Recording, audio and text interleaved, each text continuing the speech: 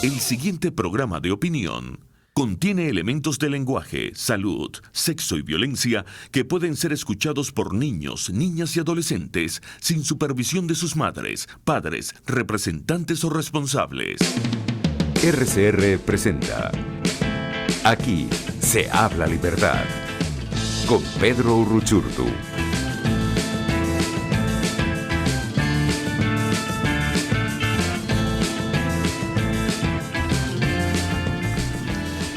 Muy buenos días, amigos. Bienvenidos a otro Aquí se habla libertad, como todos los jueves acompañándoles por la señal de Radio Caracas, Radio 750. Y como siempre en la gerencia de producción, Willy Zarcaya, en la dirección general de la estación Jaime Nestares, en la producción Justo Navarro, Catherine Manzano y Malala Nogales, en los controles César Arteaga. Y ya saben que nos encanta estar en contacto con ustedes. Pueden hacerlo a través de la mensajería de texto, enviando sus mensajes al 3456, que es igual a Dilo.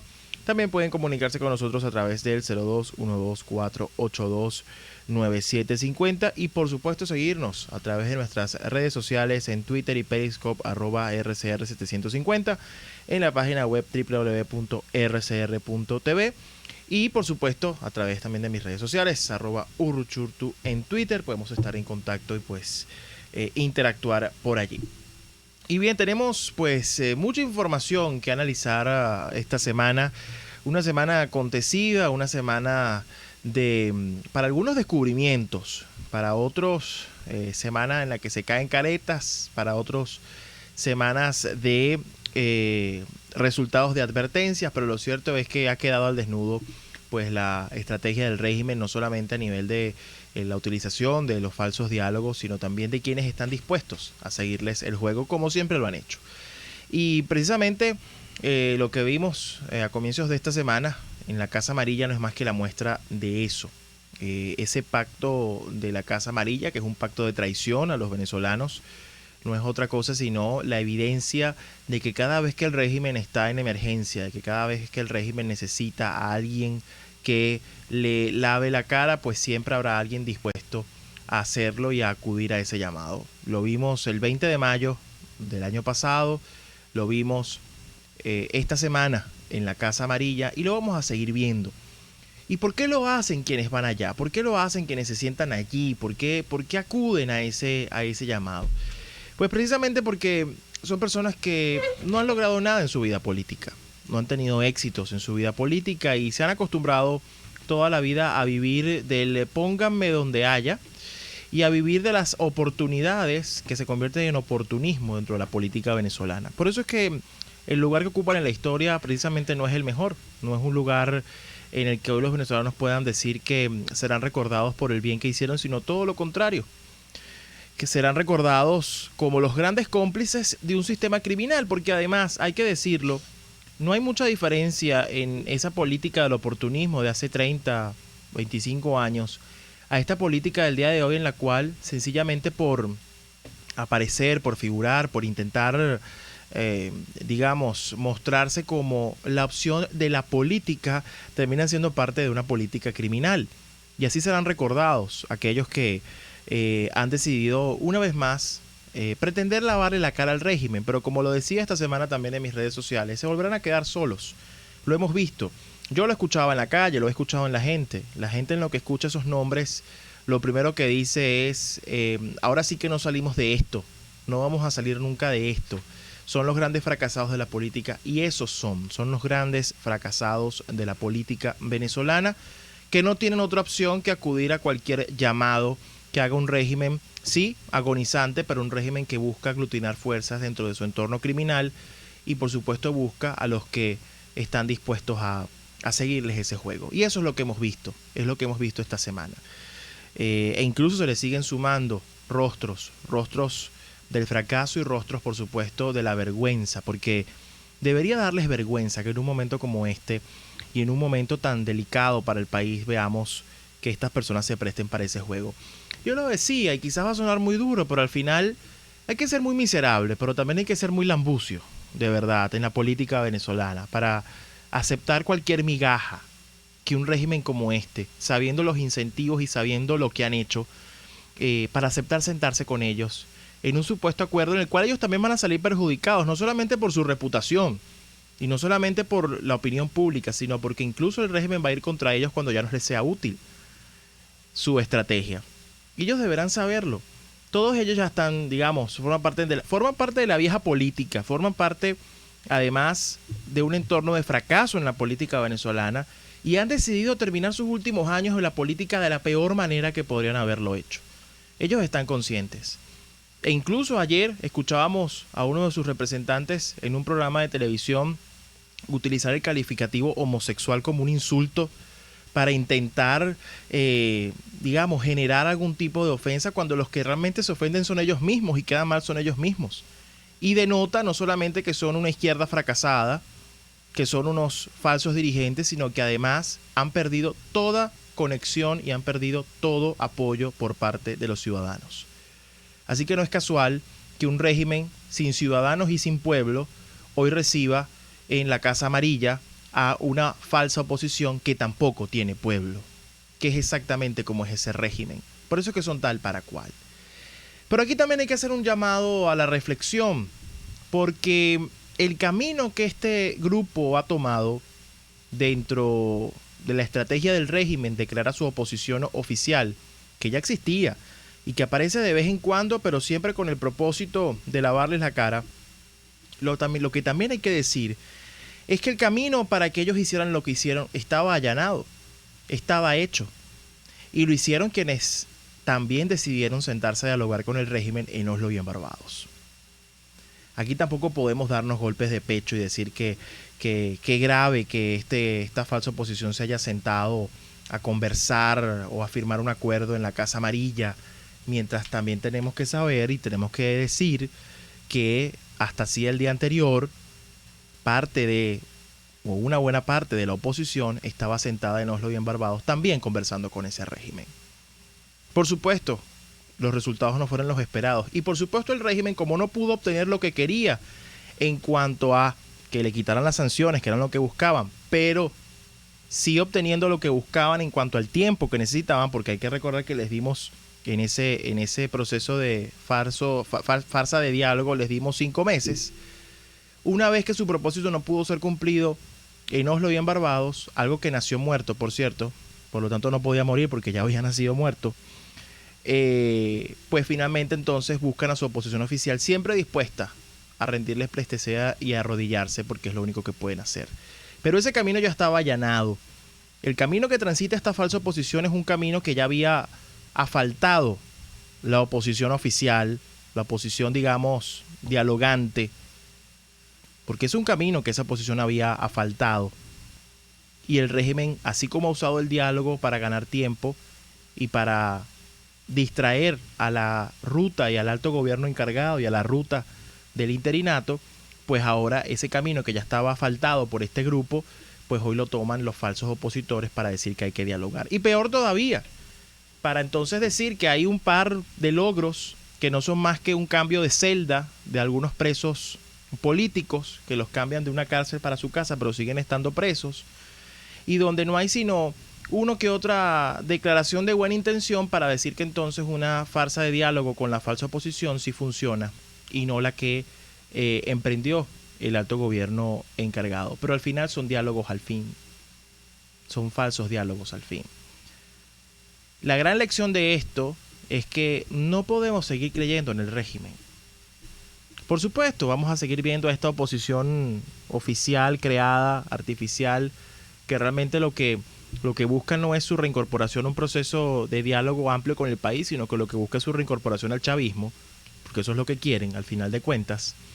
Ellos van a seguir en su juego y el régimen va a seguir allí, por supuesto entendiendo que la comunidad internacional no se los va a comprar. La comunidad internacional ya lo ha hecho saber. Pero lo que no puede seguir pasando es que entonces quienes tienen en sus manos la estrategia para liberar a Venezuela sigan creyendo en que el régimen quiere conversar. Ya vimos de lo que son capaces de hacer. Lo advertimos. 9 procesos de diálogo fallidos. Fallidos para la causa de la libertad de Venezuela. Exitosos para el régimen en cuanto al tiempo que ganaron. 17 años de falsos diálogos. Se suma el 10º proceso de diálogo fallido. No podemos seguir creyendo entonces en ese régimen. Y la gran lección entonces para el liderazgo que hoy tiene la enorme responsabilidad de conducir los destinos hacia la liberación de Venezuela, debería ser entonces tomar en cuenta esa lección y entender que no se valen más desvíos en la ruta, porque además ya nos estamos quedando cortos en el camino. No hay más tiempo para más desvíos. Y dejemos definitivamente a los falsos opositores que sigan cayendo en el juego del régimen hasta que sencillamente el caimán decida comérselos, porque también se los va a comer. Esa es la gran lección que debemos aprender. Hay que tener además autocrítica y sentido de autocrítica, porque si vamos a criticar a esa falsa oposición que hoy firma un falso acuerdo con el régimen, también aceptemos que esa oposición que hoy critica, esa falsa oposición, también decidió sentarse a conversar con ese régimen. Y allanó ese camino para que esa falsa oposición también conversara. Y le dimos 6 meses al régimen para que pudiera hacer lo que está haciendo hoy, por no haber hecho lo que había que hacer hace 6 meses, cuando se emprendió la ruta del coraje, que es la ruta del 233, que es la ruta de la juramentación del presidente interino, que es la ruta del 350 y del 333 de la Constitución. Entonces creo que ya el mensaje de la comunidad internacional es muy claro, no solamente desconociendo esa falsa oposición, sino también entendiendo que hoy solo hay una ruta posible y entendiendo además que enfrentamos criminales. Y yo lo digo en todos los programas y tengo que volver a decirlo, estamos enfrentando a criminales, no políticos. La solución política vendrá después de la derrota de los criminales, nunca antes. Aunque haya una falsa oposición que insiste en que la solución en Venezuela pasa por la política. Sí, la política de ellos, que es la política criminal, la misma del régimen. Y bien, hoy tenemos nuestro jueves de grupos, de conversaciones. Hoy es jueves juvenil, estudiantil, de amigos. Me acompaña Carlos Benucci, coordinador nacional juvenil de 20 Venezuela, quien tiene su espacio casi cada 3 jueves en nuestro programa. Para conversar sobre varios temas y también para escuchar desde la voz de la juventud su reflexión y por supuesto lo que está pasando y lo que estamos viendo. Así que bienvenido, Carlos, como siempre a este que es tu espacio.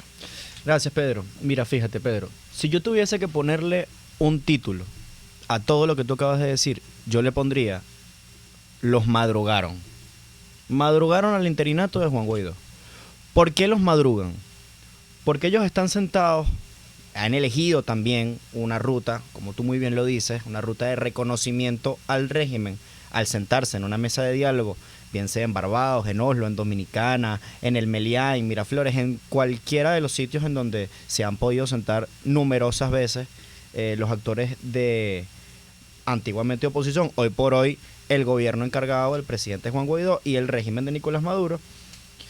Y bueno, hasta ese momento no se esperaban que hubiese surgir un acuerdo entre una pseudo oposición, que yo no le llamaría oposición, eso hay que quitarle la careta. Y una de las cosas que yo veía en redes sociales ese lunes era que lo que no me genera mayor polémica es lo que pasó en la Casa Amarilla. O sea, lo que pasó en la Casa Amarilla era evidente que iba a suceder. Hay una oposición construida por el mismo régimen, en donde termina siendo el régimen hablando por sí mismo, hablando con ellos mismos. Entonces, de modo que a mí lo que me generó indignación de todo este proceso es que hubo parte de los que estuvieron sentados y apoyando durante muchísimo tiempo en la mesa de diálogo de Barbados, que se indignaron con el acuerdo que surgió a partir de la Casa Amarilla. Bueno, y es que ¿acaso ustedes iban a conseguir algo distinto en Barbados? O sea, pareciera que no se ha entendido todo lo que tú dices en términos de que nos enfrentamos a unos criminales. Y que eso no era una negociación, eso era sencillamente una mesa en donde tú imponías unas condiciones y otros lo aceptaban o no las aceptaban. A eso no se le puede llamar negociación, o sea, no se le puede llamar negociación en ninguno de los contextos, que tú muy bien como profesor de ciencias políticas lo sabes, en ninguno de los contextos políticos. De modo que, a fin de cuentas, lo que genera indignación es que muchas personas que defienden la ruta de la solución pacífica y estas mesas de negociación se indignaron con los resultados que se obtuvieron de una pseudo oposición que no iban a ser otros, que no iban a conseguir ellos mismos. Y si hubiesen llegado a conseguir unas condiciones en torno a unas elecciones, bueno, pues tampoco iba a ser una victoria política, porque tampoco iba a ser unas elecciones en las que se pudiera ganar, porque el régimen no iba a suicidarse. Era el esquema del 20 de mayo. Exactamente, era el mismo esquema del Por el 20 que de estamos mayo. hoy precisamente en esta situación, por cierto. Entonces se pone como una victoria política el hecho de que, bueno, nosotros solicitábamos esto y este fue el acuerdo que se llegó en la Casa Amarilla. No, el acuerdo que se estaba pidiendo en Barbados era exactamente el mismo fracaso que el fracaso que hubo en la Casa Amarilla. Y además yo quiero agregar ahí varios comentarios, Carlos, con respecto a ese acuerdo. Durante meses se nos dijo que no se estaba conversando sobre lo que al final sí se estaba conversando. Uh-huh. Se nos dijo que no se estaba acordando sobre lo que sí se estaba acordando. Porque al final lo que revela el presidente interino no es otra cosa sino lo que nos habían negado que estaban conversando, Ajá. en primer lugar. En segundo lugar, yo estoy de acuerdo contigo en el hecho de que lo que ocurrió en la Casa Amarilla, ese nefasto acuerdo de traición, pacto de traición, no es más que el régimen hablando con el régimen para evaluar cómo se queda el régimen. Es el régimen con el régimen viendo cómo se queda el régimen. Se paga y se da el vuelto. Así mismo, régimen con régimen para ver cómo nos quedamos, porque es parte del sistema. Pero entonces, claro, está este tema de que, bueno, se reincorpora el chavismo a la Asamblea Nacional. Bueno, la pregunta es cuándo se fueron. Porque yo creo que el chavismo nunca se fue de la Asamblea. Solo que se ponían la camisa, o a veces una camisa morada, o a veces una camisa de otro color, una camisa medio ahí Algunas anaranjadas, de inclusive. avanzada, pero al final era el chavismo. Y eso al final está allí. Entonces, también las cosas como son, porque entre otras cosas, hoy se critica, y ya para ir a la pausa, hoy se critica el hecho de que el chavismo pueda reingresar a la asamblea, que no. Primero, bueno, ahí se debió haber hecho algo mucho antes. Está, por ejemplo, el artículo 187, numeral 20 de la Constitución, con el cual esos diputados chavistas debieron haber sido destituidos de su cargo al abandonar el Parlamento. Pero entonces hoy hay mucha indignación, tú ves que se indignan. Bueno, el chavismo va a volver a la asamblea. Bueno, pero ya va. Hasta hace 2 semanas estaban pidiendo que el chavismo se reincorporara. Las cosas como son también. O sea, hasta hace 2 semanas estaban pidiendo eso. Como también hasta hace unas semanas estaban sentados en Barbados, es lo que yo digo. Hoy se indignan porque hay un pacto en la Casa Amarilla, pero ya va. Ustedes hasta el sábado estaban conversando con el mismo régimen. Entonces, las cosas como son. El diálogo es el mismo. Solo que cambian los actores. Unos son más descarados que otros. Porque cuando uno ve las caras que están sentadas en la Casa Amarilla, han sido descaradas toda su vida. Eso es verdad. Y hoy es una muestra del fracaso en la política. Pero la gran lección que nos deja esto es que hay que ser coherentes. Hay que ser coherentes. Y no podemos entonces criticar al otro que está haciendo exactamente lo que yo estaba haciendo. Pero claro, yo lo estaba haciendo supuestamente distinto. Es lo mismo.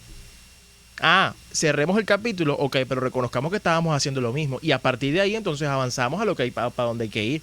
Esa es la reflexión que nos deja esto. Tenemos que ir a una pausa y regresamos con más. De aquí se habla libertad. Usted escucha. Aquí se habla libertad. Con Pedro Urruchurtu. Síganos en Twitter en @RCR750. La radio que se ve. Puedes seguirnos en nuestras redes sociales. En Twitter, @RCR750. La radio que se ve. Quiero invitarte al restaurante Távola Calda La Lagunita, simplemente porque la vas a pasar muy bien. Los platos de su chef conjugan a la perfección el Mediterráneo con el Caribe, las porciones generosas y el ambiente es cálido y familiar. Comprueba que bien vale la pena en Instagram, @Távola Calda La Lagunita, la experiencia gastronómica que siempre querrás repetir. En Ávila Gallery botamos la casa por la ventana. Todo, absolutamente todo al 50% de descuento. Redecora tu casa y oficina con pinturas, serigrafías, esculturas y mucho más. No dejes pasar esta oportunidad. Visítanos en el lobby del Hotel Ávila en San Bernardino o llámanos al 0414-127-4060. Ávila Gallery, tu centro de arte moderno.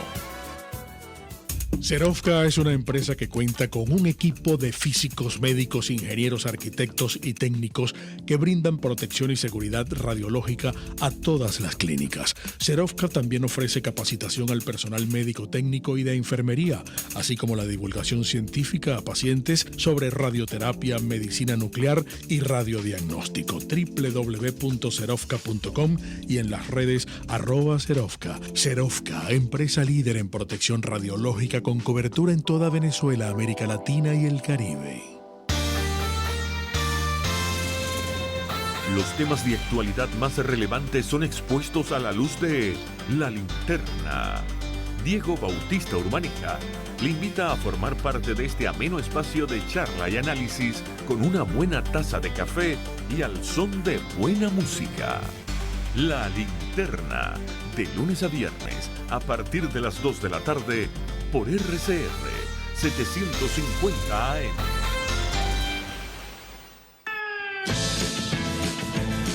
Les estamos presentando Aquí se habla libertad con Pedro Urruchurtu por rcr.tv, la radio que se ve. Bien, de regreso en Aquí se habla libertad, hoy con Carlos Benuche, coordinador nacional juvenil de 20 Venezuela.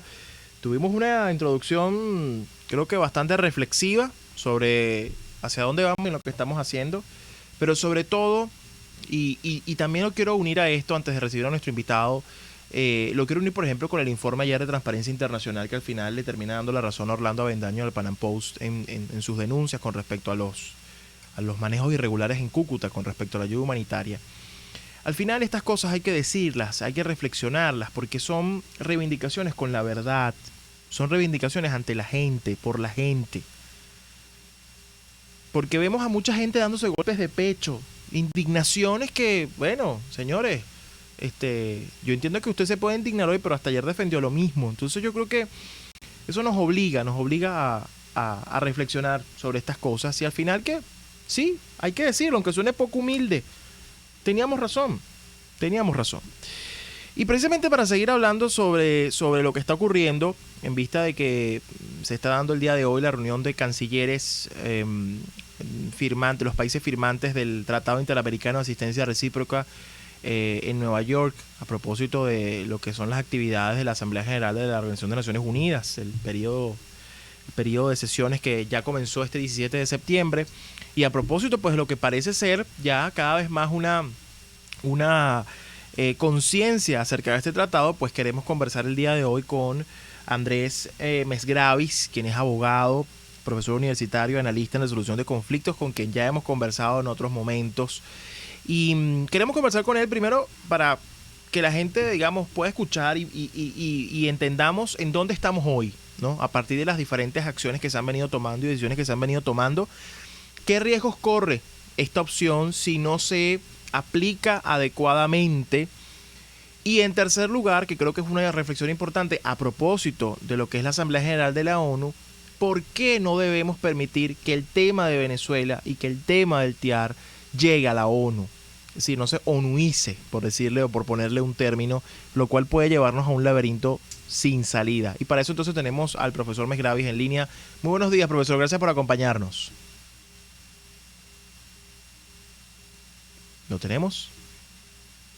Estamos con problemas de audio, pero bien. Carlos. Sí, mira, fíjate. Yo creo que hablar del TIAR, no se puede hablar del TIAR, Pedro, como un hecho aislado. Cuando nosotros hablamos del TIAR y cuando nosotros hablamos del 187 numeral 11, tenemos que hablarlo como si fuese un conjunto. Y todo este conjunto va a conformar lo que es la amenaza creíble. Entonces, de esta forma, cuando tú procedes a hacer amenaza creíble, a generar todo un proceso de poner contra la pared al régimen, entonces, bueno, ahí tú tienes una posición de fuerza real, fuerza internacional. Ahora, si se aplica por un lado el TIAR y luego 4 meses siguientes se aplica el 187 numeral 11 y luego se aplican otros elementos de fuerza, pero se aplican como elementos aislados, eso no va a tener ningún tipo de sentido. Y yo creo que hoy esa ha sido la apuesta de parte de quienes no han creído en las rutas de fuerza. O sea, tratar de hacer ver que las rutas de fuerza no funcionan porque las aplican como elementos aislados y no como un conjunto. O de desestimarlos, o ridiculizarlos, o minimizar su efectividad. Porque la verdad es que, hay que decirlo, la comunidad internacional está avanzando con el TIAR a pesar de que no se aprobó el 187.11. Y a pesar de que, bueno, sí, el presidente encargado optó por esa vía, pero optó por esa vía no por convencimiento propio. Optó por esa vía porque ya llegaba un momento en el que el régimen avanzaba tanto con su falso diálogo que él tenía que buscar la manera de generar una amenaza. Y eso solo es posible a través del uso de la fuerza. Exactamente. O al menos de la posibilidad de su uso. Y hoy el único mecanismo regional que permitiría algo de ese estilo, una amenaza creíble por parte de la comunidad internacional, es la aplicación del TIAR. Pero no porque hubiera convencimiento propio allí. En eso estamos absolutamente claros. Y sabemos cuánto lobby se hizo para que eso no llegara. Lo que pasa es que, claro, la fuerza de los hechos se impone.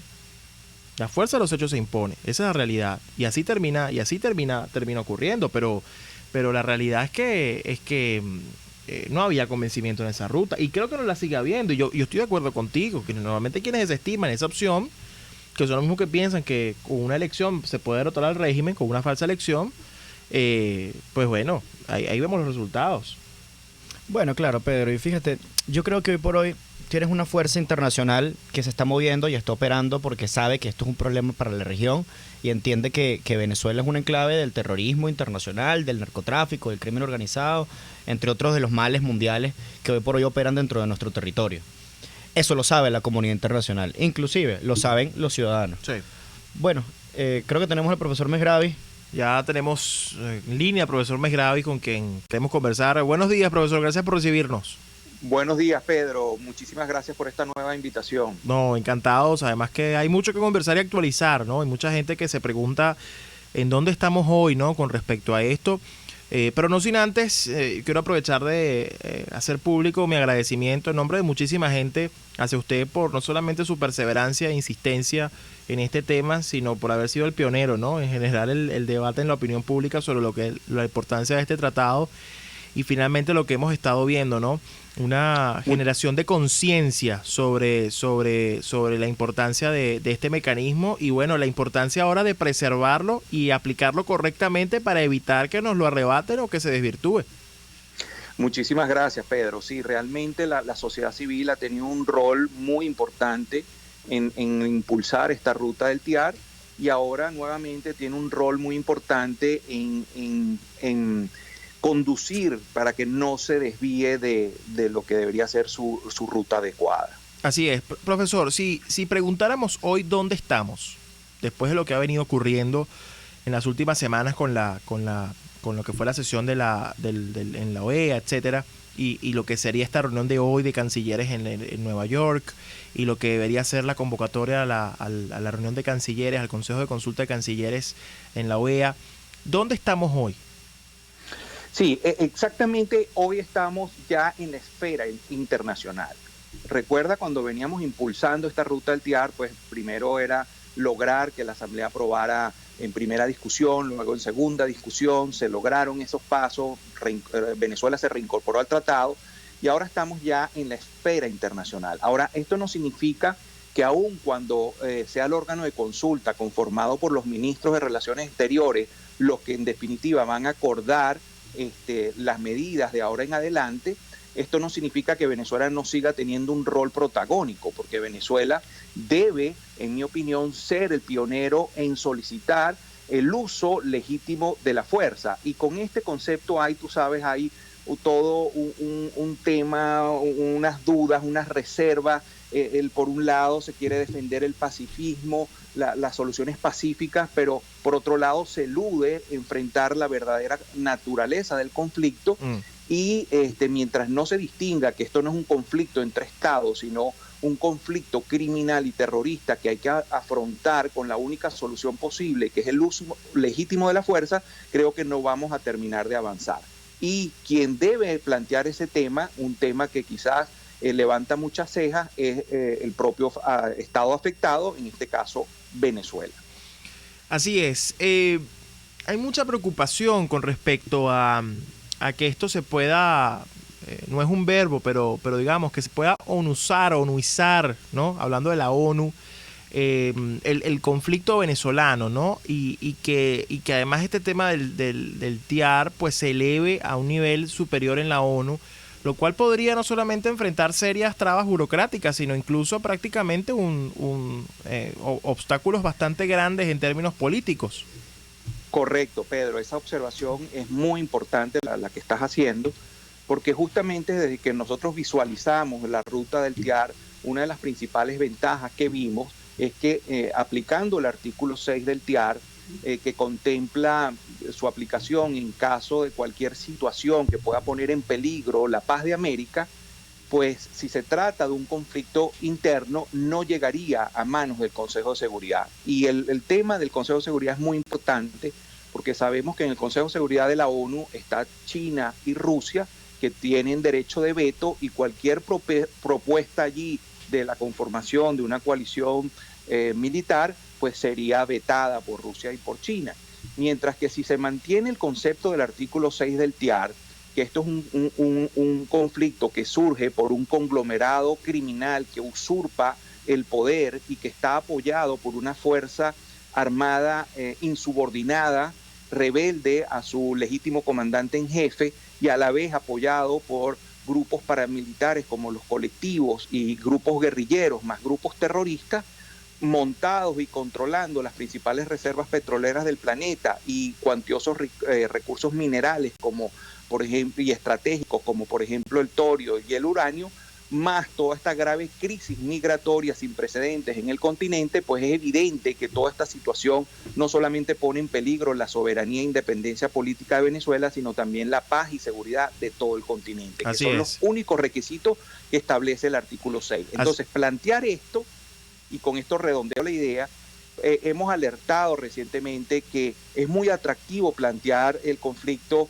venezolano como un conflicto por la injerencia cubana, pero si eso se haría, se cometería un error fatal, un error que aniquilaría la ruta del TIAR, porque al plantear conflictos entre estados, eso sí es competencia del Consejo de Seguridad.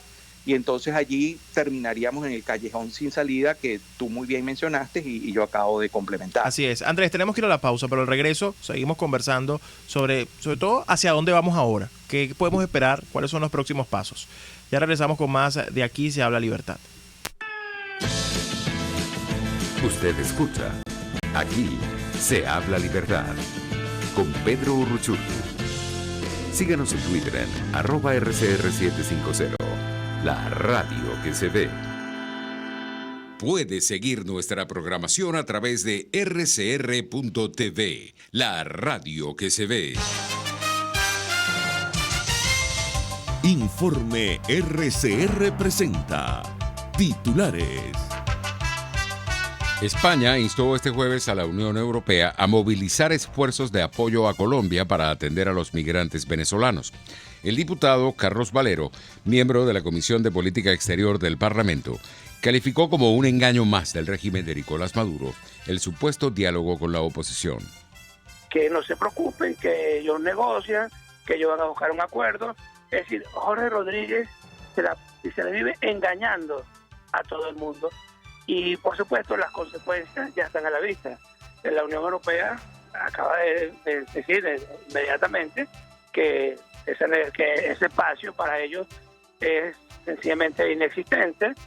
En los Estados Unidos lo propio, el grupo de Lima lo propio, Guterres, que pocas veces, secretario general de Naciones Unidas, que pocas veces se ha pronunciado sobre el caso venezolano, expresó que tenía la esperanza de que hubiese un espacio de solución política, por supuesto, donde esté representada la Asamblea Nacional y las partes, pues. Entonces, nada, esto es sencillamente un acto de responsabilidad que se va a traducir en más aislamiento, se va a traducir en más presión y desafortunadamente, hay que decirlo, se va a traducir en más crisis. Una fuerte explosión destruyó esta mañana gran parte de un restaurante ubicado en la urbanización Las Mercedes, en el este de Caracas, más allá de nuestras fronteras. 20 muertos y 90 heridos dejó atentado en el hospital de Afganistán. Y en los deportes, hoy arranca la fase de grupo de la Liga Europea de Fútbol, 11:36.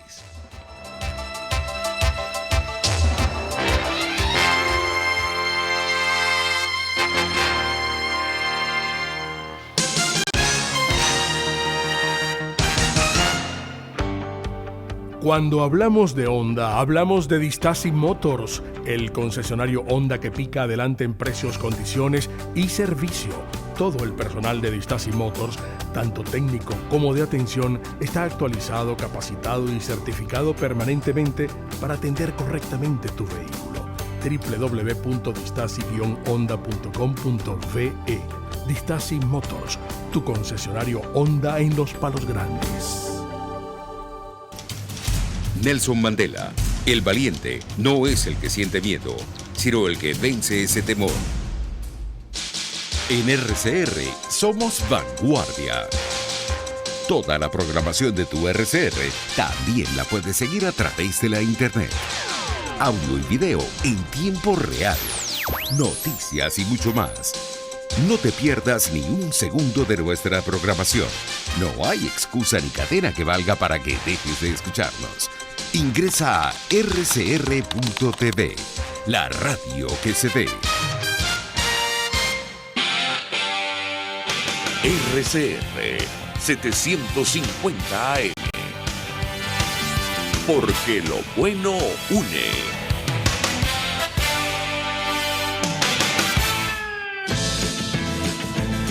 Les estamos presentando Aquí se habla libertad con Pedro Urruchurtu por rcr.tv, la radio que se ve.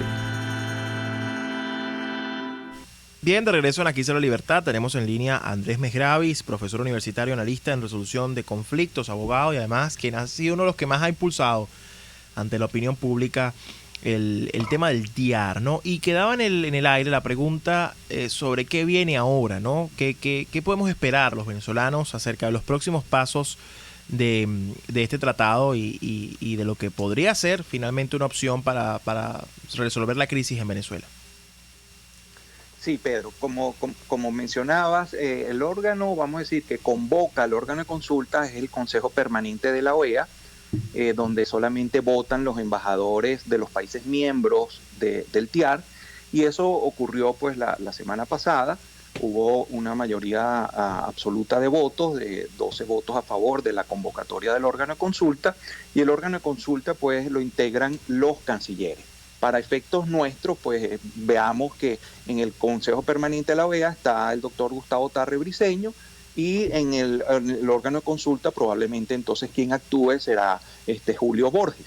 Entonces es muy importante ahora que ya pasamos a esta esfera internacional, donde ya se acordó la convocatoria del órgano de consulta, que Venezuela sea el que lleve la bandera de la necesidad de la conformación de una coalición de fuerza.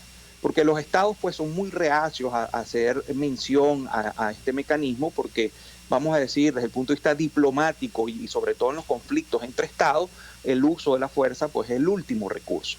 Para mí ese enfoque es errado, porque no estamos en un conflicto entre estados, estamos en un conflicto interno donde un conglomerado criminal está usurpando el poder, y ese conglomerado criminal pues ya mencionamos cuáles son sus integrantes. Ahora, es importante que Venezuela aclare muy bien cuál es la naturaleza del conflicto y que se quite ese mito de que estamos enfrente a un conflicto entre estados donde el uso de la fuerza debe ser la última medida, sino que ya todos los pasos previos han sido agotados. Ha habido, como tú muy bien señalaste en un hilo, pues ahí se han agotado nueve diálogos ya al transcurso de estos 20 años, y sabemos que esa no es la solución efectiva para enfrentar un conglomerado criminal. Entonces le corresponde ahora al órgano de consulta decidir cuál de las medidas del artículo 8 va a acordar en este momento.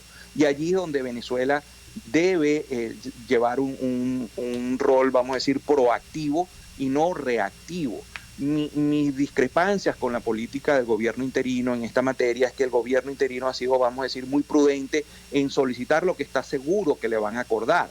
Yo creo que uno debe ser un poco más proactivo y pedir lo que realmente necesita, para que los estados vayan tomando conciencia de cuál es la gravedad del problema y qué es lo que está necesitando Venezuela. Así es, muchísimas gracias Andrés Mesgravis, se nos acabó el tiempo lamentablemente, espero que podamos conversar muy pronto en extenso sobre los detalles de esto, pero sí es muy importante lo que nos has informado, la aclaratoria, y por supuesto lo más importante es estar atentos, ¿no?, como sociedad civil, sobre los próximos pasos y seguir en esa presión que ha sido muy efectiva y que al final ha terminado en que nos escuchen. Finalmente los gobiernos de la región nos escuchen y entiendan sobre todo la amenaza que representa un régimen como el régimen criminal que usurpa el poder en Venezuela. Muchas gracias, Andrés. Gracias a ti, Pedro. Carlos. Pedro, permíteme plantear un poco algo de preocupación al respecto de, por supuesto, con todos los méritos y honores que merece el embajador Tarre, al igual que bueno, las funciones que pudieran estar haciendo los otros diplomáticos que asumen. Que por cierto, hay que aplaudir la postura, la reciente postura del embajador Tarre. Claro, ha sido por una supuesto. postura muy firme, Alineada. muy clara, alineada y además inevitable. Sí, exactamente, por supuesto. Entonces, de modo que mi comentario va referido, Pedro, aquí a mí no me cabe ni la más mínima duda de que el embajador Tarre podría hacer unas muy buenas funciones con relación al tema del TIAR. Lo que a mí sí me preocupa y lo que creo que a todos los venezolanos nos debe preocupar es que se trate de desvirtuar un poco la lucha en términos de lo que sucede en el TIAR, de que no sea esa la ruta asumida porque hay una orden ejecutiva y porque existe desconfianza con relación a dicha ruta. Tenemos en línea a Rafael Punceles, consejero universitario de la Universidad Católica Andrés Bello. El día de hoy, Rafael y los estudiantes allá en la UCAP tienen una protesta al rectorado. Rafael, ¿me escucha? Buenos días, ¿cómo están? Carlos. ¿Cómo estás, Carlos? Pedro, ¿cómo están? ¿Qué tal? Gracias por atendernos hoy. Rafael, cuéntanos Muchas gracias un poco lo que se está viviendo allá en la Universidad Católica. Bueno, nosotros estamos empezando clase esta semana y en un contexto donde, por supuesto, nos agarra el día lunes, digamos, un régimen que inventa un show para nuevamente mantenerse en el poder, ¿no? Y por supuesto que es una universidad privada que está sufriendo todas las consecuencias de una crisis económica. Y bueno, el trabajo de nosotros en la representación estudiantil es luchar justamente por digamos, mantener nuestra universidad de la mejor calidad posible y con los estudiantes ahí. Pero también, por supuesto, entendiendo que nuestra responsabilidad va directamente conectada con el movimiento estudiantil, porque nosotros entendemos que hay que graduarse, hay que estudiar y ser excelentes profesionales de nuestras carreras, pero para lograr eso es absolutamente necesario que, digamos, hacer la usurpación, pues. Y empezar una semana de clase con ese contexto del día lunes, por supuesto, nos lleva a nosotros a discutir estos temas dentro de la universidad y a organizarnos para entender que hay que hacer dos cosas, estudiar, pero también protestar por nuestros derechos. Luchar, sí. Rafael, permíteme por favor felicitarte porque entiendo que fuiste uno de los redactores del comunicado del movimiento estudiantil, comunicado que fue muy contundente para la opinión pública porque marca una postura y eso es lo que uno espera del sector estudiantil, que los jóvenes realmente marquen postura.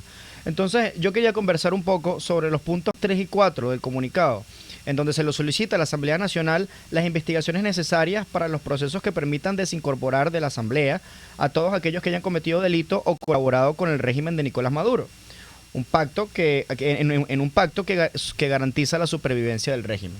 Yo quiero que profundices un poco más acerca de este punto, Rafael, puesto que, bueno, que entienden los estudiantes y el movimiento estudiantil por colaboracionismo, ¿no? Claro, bueno, en primer lugar es que hay que entender que el chavismo siempre ha jugado a dividir a la oposición y busca dividirla siempre tratando de crear oposiciones que no son oposiciones de verdad, y eso nosotros creo que los venezolanos hemos madurado mucho en ese sentido y por supuesto esto es un intento más de eso y lo cierto es que una reincorporación de los diputados que reconocen al usurpador como presidente y no lo es, que montaron una constituyente que no es constituyente y es un cuerpo que tiene toda nulidad en la forma como se constituyó, pues nosotros entendemos que, por ejemplo, hay unos que dicen que esos diputados no se podrían incorporar porque tienen doble cargo. Pues no tienen doble cargo porque la constituyente no existe. En tal sentido, el problema no es ni siquiera si efectivamente nosotros tenemos o no personas diputados con doble cargo. El problema es que en verdad son diputados que están cometiendo delitos. Son diputados que han violado los derechos humanos de los venezolanos y, digamos, si ellos pretenden con este supuesto pacto con una minoría que en verdad ellos tienen comprada, pretender que van a tomar la Asamblea Nacional, que es el último órgano institucional desde adentro, pues no lo podemos permitir. Y eso pasa porque la Asamblea Nacional tome las medidas necesarias para que esos diputados sean investigados, se les haga el procedimiento constitucional de allanarles la inmunidad parlamentaria como es, y que posteriormente se les juzgue y se incorpore del cuerpo por los delitos que han cometido.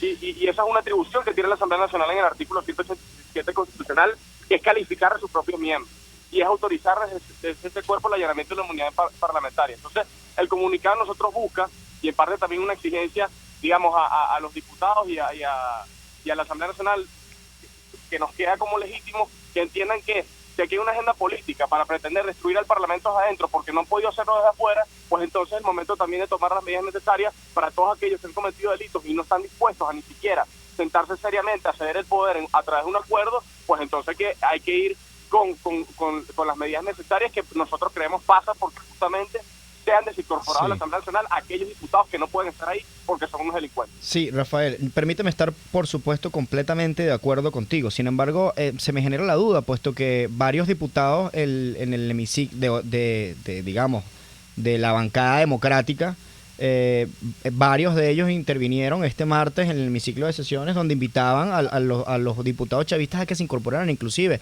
Henry Ramos Alup dijo que yo quiero tenerlos enfrente para decirles las verdades en su cara. El mismo presidente Juan Guaidó ha tenido durante muchísimo tiempo una invitación constante a que estas personas se incorporen. ¿No crees tú que hay como un problema aquí de entendimiento del conflicto, puesto que yo estoy muy de acuerdo contigo? Yo creo que estos son criminales y que tienen que no pueden ser incorporados al sistema. Creo que lo perdimos. Se nos cayó la llamada.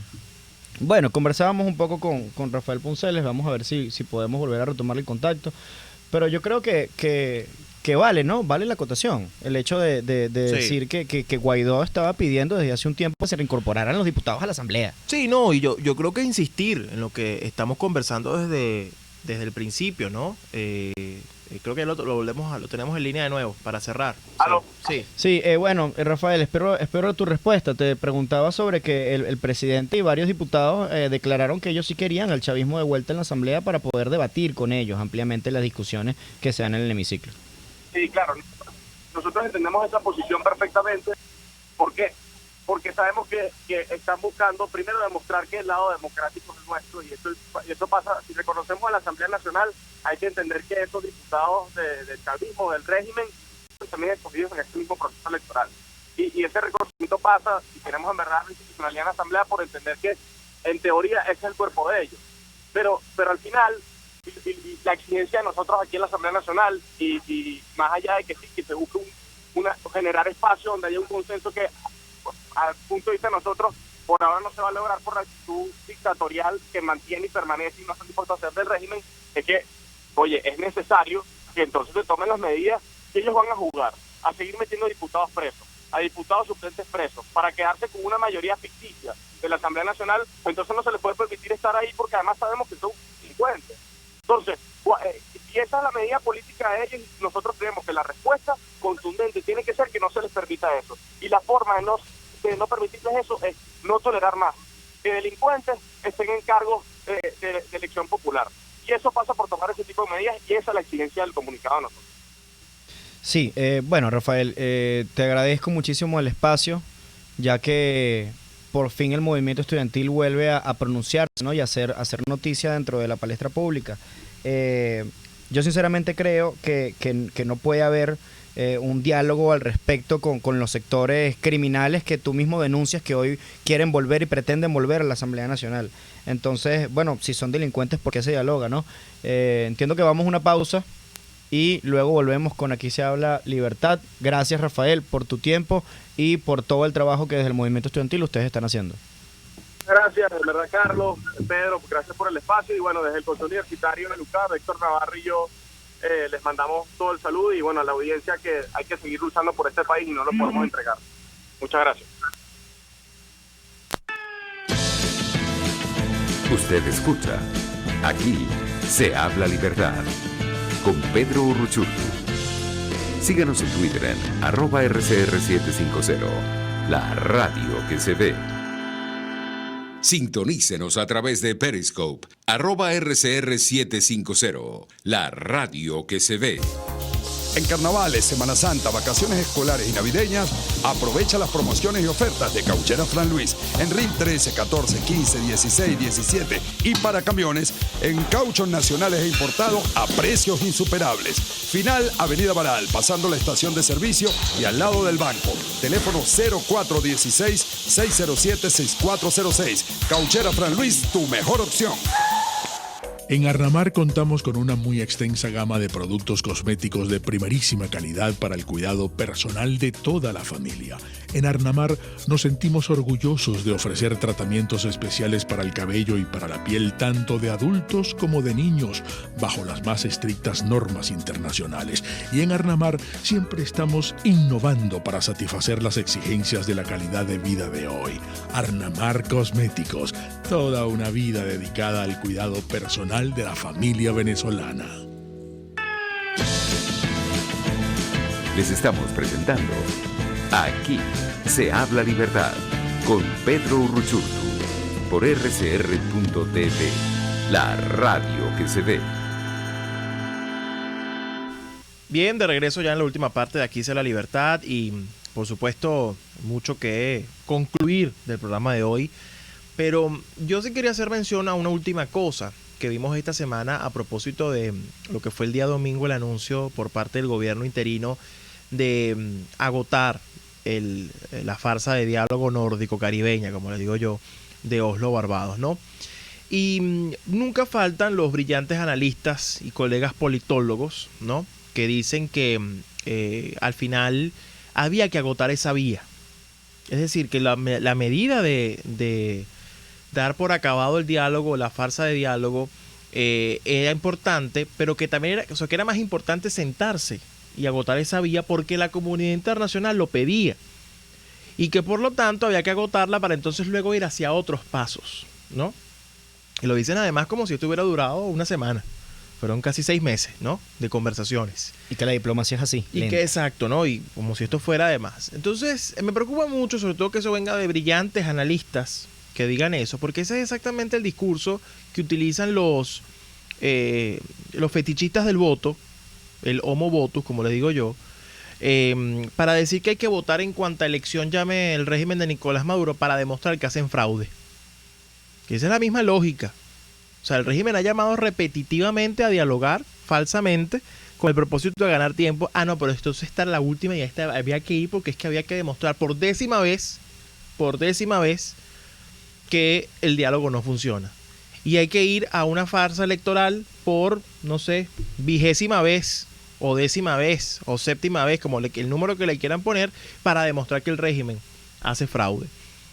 Esa es una lógica muy perversa, no solamente porque le lava la cara al régimen, sino porque da a entender que el régimen tiene buena fe y que hay que hacerlos demostrar que después no la tienen, cuando todos sabemos que la maldad es lo que los hace operar y lo que ellos tienen de buena fe es lo que nosotros tenemos de astronauta.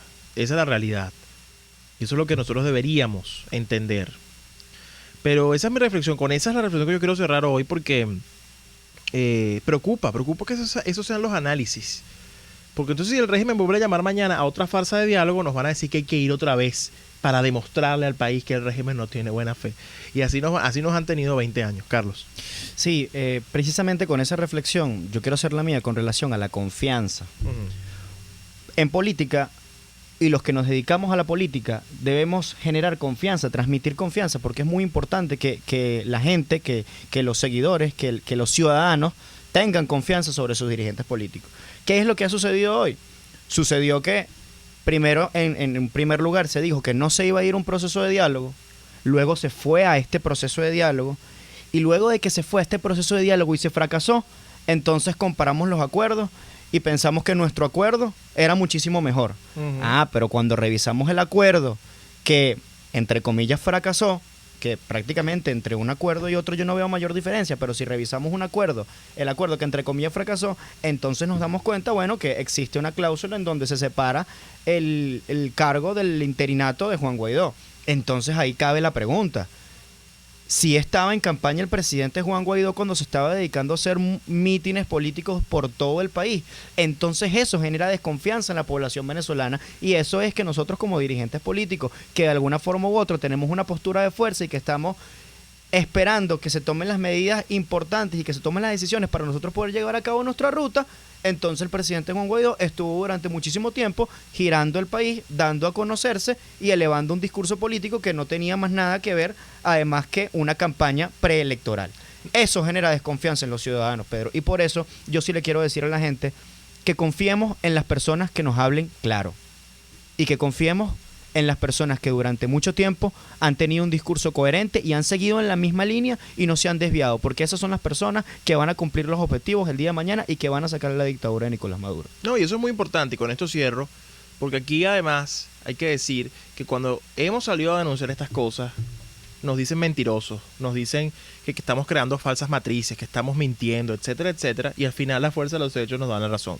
Y eso es importante. Y me voy a robar 10 segundos para recordar que esta semana Carlos Rangel cumpliría 90 años. El día martes se cumplieron 90 años de su nacimiento. Y yo quiero cerrar el programa con esta frase. Además, Carlos Rangel, como todos saben, de esos venezolanos, digo que adelantados a su época, ¿no? Incomprendido y hasta olvidado. Pero quiero cerrar el programa con esta frase. Los socialistas son como gente que exhorta a alguien diciéndole que puede volar y lo empuja a que se tire de un segundo piso y al final se rompe las piernas, naturalmente. Frase de Carlos Rangel, con el cual lo recordamos a 90 años de su nacimiento. Gracias por escucharnos y sintonizarnos el día de hoy. Gracias, Carlos, por acompañarnos. Y nos escuchamos la próxima semana en otro Aquí se habla libertad. Chao, chao. RCR presentó Aquí se habla libertad con Pedro Urruchurtu.